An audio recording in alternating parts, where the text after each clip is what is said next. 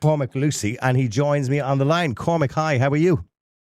Hi, Niall. Very good, thank you. Good. Now, let's go to the first bit. So the government is gaslighting us over immigration. In other words, they're ignoring our concerns. Is that what you're saying? A, they're ignoring our concerns, but B, they're trying to tell us that we are borderline irrational in having those concerns and that no properly sensible person would have such concerns. So, like a very simple example is that a few weeks back, David McWilliams, the economist, wrote a piece for the Irish Times where he was looking at housing, and he essentially came to the conclusion that we won't be able to fix the housing crisis by increasing supply alone. We also need to look at demand for housing, and that means looking at immigration. And when this proposition was put to Paschal Donohoe, the finance minister, he rejected the notion that we'd need to have our immigration rate at least for infrastructure to keep up with population growth. And instead he argued that population growth has bolstered the economy. And I'm not sure that population growth has really bolstered the economy. I can see that it's boosted economic output, but I'm not sure that. Well, I think we're all kind of, in tune with what's really bolstering the Irish economy, which is American and foreign investment, really, isn't it? Correct. Yeah. Correct. And that's now facing mortal threat from Donald Trump of course, his tariff strategy. Yeah. Because he wants to look after America and he wants to bring them all home again. And by the way, who can blame him? That's his job. He's the president of a country. He wants to bring in money to the country. But let me look at this figure, okay? So between 1990 and 2023, the population grew by 51.2%, according to the figures that you have on the blog here. So is that a record across Europe? Are we way ahead of everybody else, or are we in line with the rest of Europe when it comes to immigration or migration? We're off the charts. You need to change the dimensions of the graph of Europe to fit Ireland's population growth in. So our rate of growth over the 33 years examined is 51.2%. The EU average was 7.1%. Wow. So we were growing at more than 7 times the EU average. And the next highest rate of growth after Ireland was Spain. And like Spain, if you're well off, Spain is the place to retire. To retire, of course, yeah. Permanent sunshine. They grew at less than half our rate.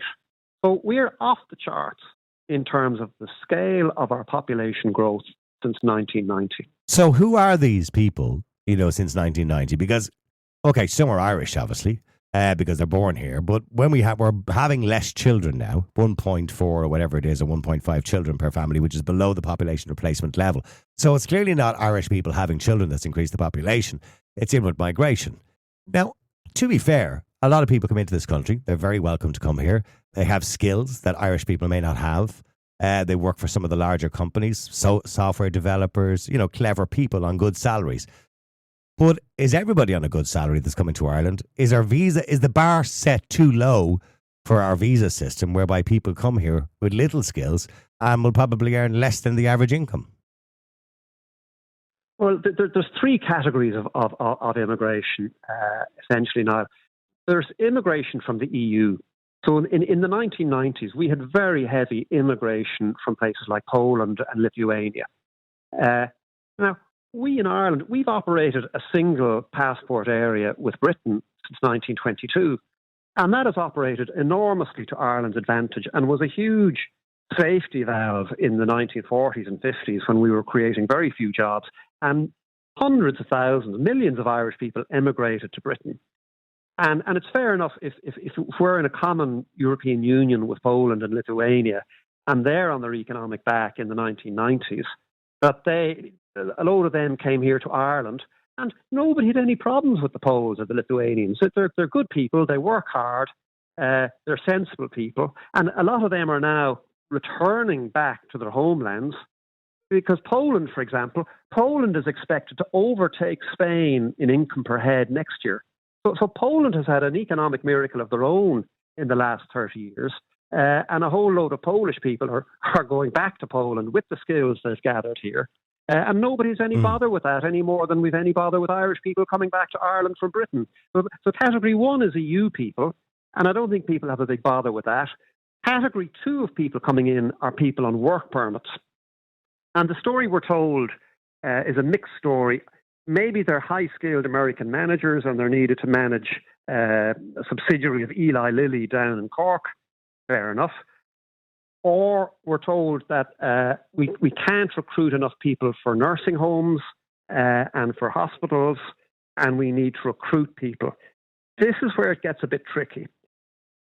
If you have a highly developed social security state, as we do, people earning below the average income are essentially subsidized over their life, going to be taking more from the state in welfare and taxes than they're putting into the state. Did I not hear somebody in government recently talk about this? And they said, "But this is a long-term plan." In other words, when you've got somebody who comes here and doesn't have a huge amount of skills and they're earning below the average income, we're not too concerned about them. They're never really going to pay their way. But their two children who grow up in Ireland and the next generation may become highly skilled workers who won't be dependent on the state, because the state's plan clearly, Cormac, is that we don't have enough people currently in this country. Our population was aging badly. Actually, I think we had, or I don't know whether we still do, one of the oldest populations in Europe. And we don't have anyone to pay for the pensions. So they need an influx of young blood, don't they? Well, they say they do. But the danger is that we give work permits to people earning significantly below the average. They then use family reunification rights to bring in large families. And they don't climb up the ladder in subsequent generations.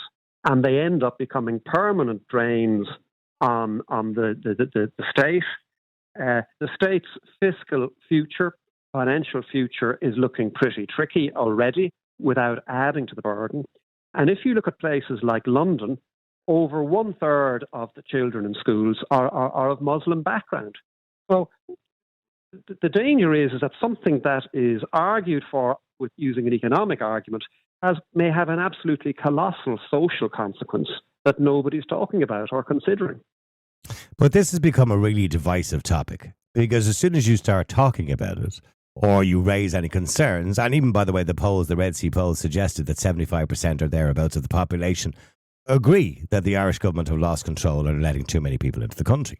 So if 75% of the population are saying that and the government is just ignoring it, there's clearly a reason why they're ignoring it. Now, Roderick O'Gorman did say recently, when he was the Minister for Immigration, that we were going to dilute, as far as I know, the visa application process to make it easier for people to come here legitimately.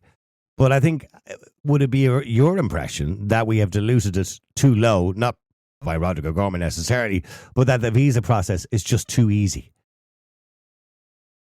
It's far too easy. And the nature of our politics has changed in a very important way over the last 20, 30 years. Now just to let you know, 20 years ago, I was a special advisor to Michael McDougall when he was Minister for Justice.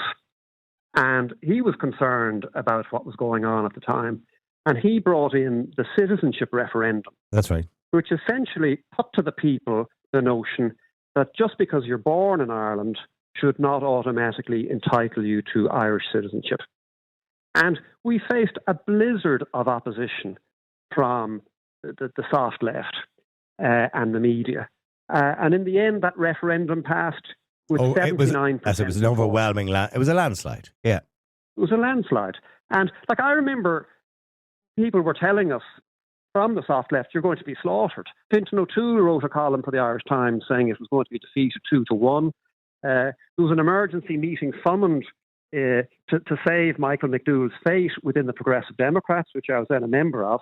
And I didn't believe a word of it. I was confident this would walk through.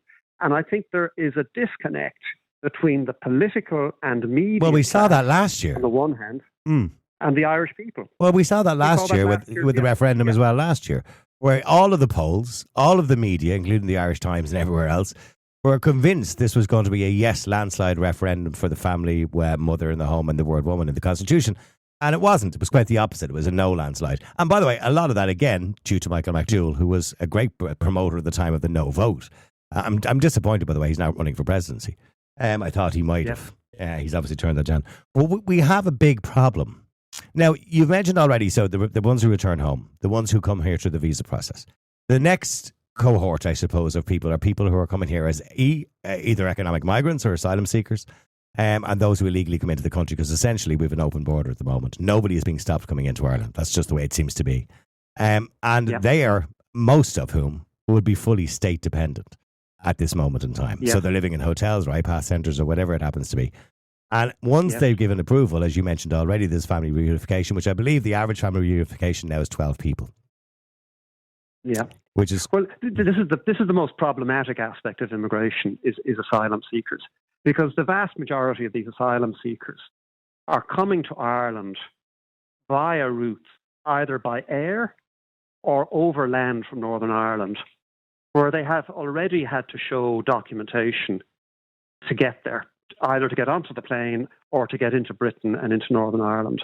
And yet when they come to the Republic, the vast majority of them have no documentation. Which, can we point out, apart from what the left won't tell you, it's illegal. It's illegal to enter the state. It's part of it's there in black and white in our legislation.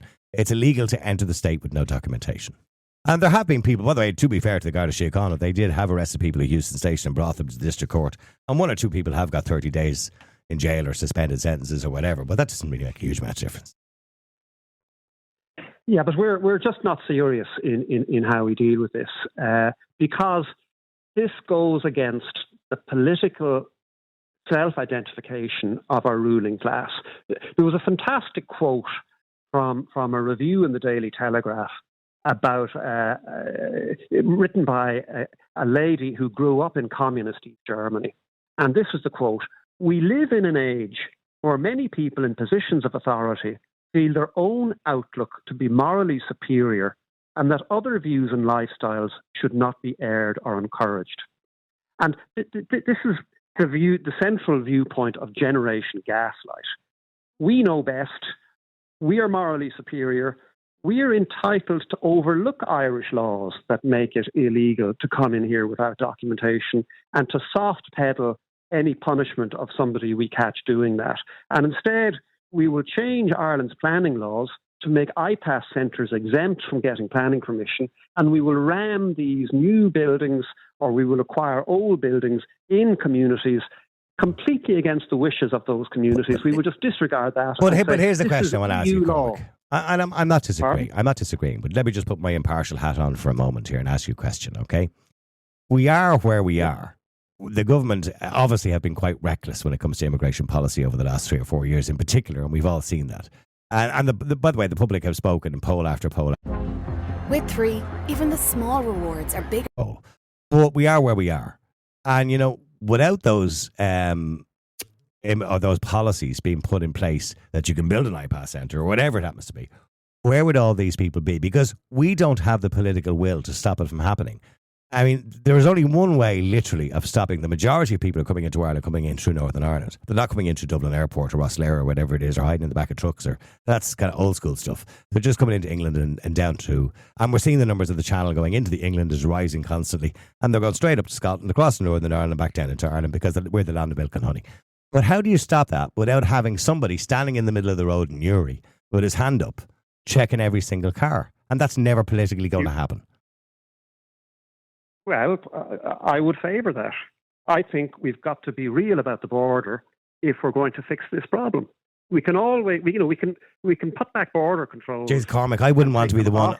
Cormac, with the great respect, I wouldn't want to be the one standing in the middle of the road with my hand up, because that'd cause a political war. It will cause political difficulties, no question. But if we have an open door, we cannot effectively control immigration. Now, supposing the alternative would be we leave the border open, but we put everybody who comes down seeking asylum, we locate them in customised centres that are in remote parts of Ireland. North Mayo, between Newport and Bangor, Erris. I've done that walk a few times when I lived in Castlebar. There are acres and acres and acres there, thousands of acres, where we can locate these people. And we can offer them conditions that are unattractive, where they're in a camp, they don't get Wi-Fi, they get a phone call for 15 minutes a week. So what you're saying is a deterrent. You're essentially saying we don't have a deterrent, is what you're saying. There's no deterrent. We're operating our governing class. But you wouldn't last 10 minutes if you said that. If you were in government and you said that, Cormac, and I'm not saying I disagree with you, by the way, but if you said that and you were in government, you wouldn't last 10 minutes because the left would hammer you.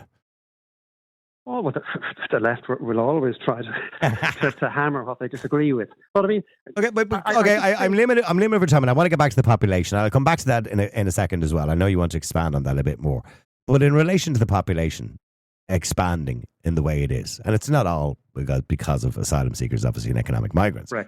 It's people coming here legitimately, and other people from around the world, Irish people coming home as well. We've got that in there too. So, what does the future hold for Ireland? With an expanding population, with a housing crisis, with a health service on its knees, and we don't seem to have the political will to fix these things or the knowledge to fix it for some reason. I'm not too sure. We're playing catch up when it comes to the accommodation crisis because as the population expands, that problem gets worse and worse and worse, and we just don't seem to be able to keep up with it. So what does the future hold in 10, 15 years for Ireland? Do you see the population continuing to rise the way it's rising? I think there are two big variables whose outcome we can't be certain of right now. One is, what impact will Trump's attack on US multinationals locating in Ireland have? If he persists and drives that attack further home, it risks killing the multinational golden goose that's been laying golden eggs for the Irish exchequer in terms of tax revenues. That would make Ireland a lot less financially attractive for anybody to migrate to, because there'll just be less money for everybody, especially the government. The second big question that is up in the air is, are we going to see a government in the next 10 years that can actually manage basic things? So we need to get back to basic management, where there is punishment for wrongdoing, rewards for right doing. What about that female Garda superintendent who uncovered the murderer of that person down in Youghal after her predecessor had been sitting on it for years without making any progress? Why isn't she promoted 2 levels? As an example, you perform, you get rewarded. Instead, we just have this sea of mediocrity where everybody is smiling at each other and nothing is getting done. But you're saying we need change, or we need a government that's capable of change and capable of moving things on, so to speak, and being able to act appropriately when it comes to housing, when it comes to healthcare, when it comes to immigration, when it comes to all those problems. But and I know, we're looking at Fianna Fáil probably for the next decade or two, because there isn't another party. Where other countries are the pendulum is starting to swing slightly the other way, Ireland is left all the way. We're even seeing that in the presidency and the people who are running for president. So Ireland is left all the way, left-leaning all the way. And anybody who dares speak out and say, listen, there's a better way of doing this, you're nothing but a right-wing nutcase. Go away from us. So, but that's not going to change. We've got smaller parties who will be conservative, the likes of Ain 2, Independent Ireland, a little bit more conservative. But they don't have the numbers. And they're not going to have the numbers in the next 20 years. I profoundly disagree with you there. The current government and the current political monoculture, where it doesn't matter who you vote for, you get the same government policies, that has palpably failed. The money is going to run out. That is going to produce an epoch-changing crisis. Now, the big danger that I see is that instead of turning to the correct policies, people are going to double down on the wrong policies and replace the current government with a Sinn Féin-led government, which will be even worse. So we may be facing several years of things getting difficult and even more difficult before things get so bad that people turn to sensible solutions, which are based on nothing more than accountability, measuring things, judging policies by their likely outcome rather than how we wish to look. I did see the CSO, or was it? These days, we're always being told to be more... Made 2 predictions. I read the article in Gript there a while ago about the population by 1957, I think it was. And one of those predictions actually wasn't very good. It saw Irish people becoming a minority, not a minority, but certainly becoming a minority in their own country. And that's quite scary for people. The other prediction didn't put us in that situation, by the way, because, as much as we're seeing 90,000 people coming into Ireland over the last year and the population increasing exponentially over the last 30 years, that can't continue because we just wouldn't survive it. There's no way we could survive that continued growth, could we? Well, what sort of political fantasy football are we playing when on Sunday we're sending the Health Minister, Jennifer Carroll McNeill, down to honour Michael Collins, who fought for Irish freedom, and now through the back door and through neglect, her government is presiding over a situation where we might foreseeably become a minority in our own country without any public debate or discussion, or more to the point, public decision on this in a democratic fashion. So I think we have to wake up. We have to get out of this just political laziness. And I do think that there is a very substantial gap for political change that will arise at the next general election. I thought that in the last general election. I thought it in the EU election, but yet we sent the same people back to Europe again, more or less. I mean, even in Dublin, where I ran myself, we sent the same four parties back to the EU again. Yeah, I offered people change. You know what I mean? Or something different. I genuinely wanted the job, not for the money. Don't get me wrong. The job was an attractive job. The pension was an attractive pension. But that's not why I wanted it. I genuinely wanted to be part of a change. Yeah. And I ran for Dunleary Council to test the waters on the same basis for the following general election. And I lost the election after a recount by one vote.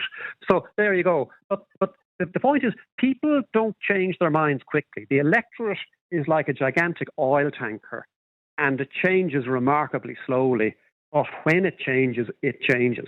And I think my sense of the electorate is that they're very unhappy with the way things are going, but that they do not see any credible alternative. Are they unhappy, Cormac? There is a lot of people in this country who are, I'm all right, Jack. Do you know what I mean? There's a lot of those in this country who are just, I'm all right, Jack, or those who are wealthier as well, they're all right, Jack. Dunleary, all those kind of places, where people continuously vote for Fine Gael, Fianna Fáil, and they'll continuously vote for the same people over and over again because they just want stability because they're fine. Well, they may be fine, but can their children find a house? Can their children establish a marital relationship? Can their children produce grandchildren? They're living on thin ice, and they're partying on the deck of the Titanic as it heads towards the iceberg.